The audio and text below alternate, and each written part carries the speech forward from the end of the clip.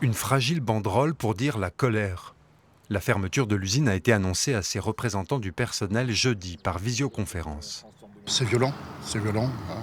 Moi, immédiatement, j'ai pensé mes 102 collègues de travail, on est 103 sur le site. Il y a un savoir-faire, il y a des gens qui étaient investis. Bon, la moyenne d'âge, on doit être à 52-53 ans, avec des gens qui ont, pour la plupart d'entre eux, plus de 20 ans d'ancienneté dans cette entreprise, qui sont investis dans leur travail, dans leur métier. Ouais, c'est dur.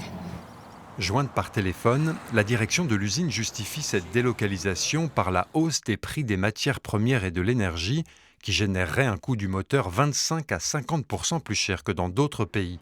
Un argument que contestent ces salariés. Ils estiment que des projets existaient pour leur usine.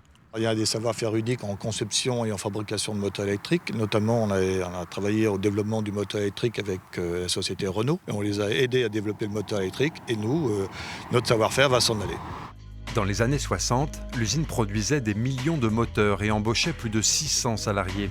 Mais depuis, les licenciements ont succédé aux délocalisations, comme ici en 2009, celle d'un atelier vers la Slovénie. Le maire de la commune déplore cette fermeture. C'est une très mauvaise nouvelle pour cette vallée industrielle.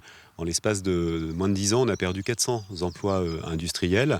C'est une mauvaise nouvelle pour les 103 salariés. C'est une mauvaise nouvelle pour ce type d'activité parce qu'on pourrait imaginer des formes de reprise, surtout à l'heure où on parle de réindustrialisation du pays.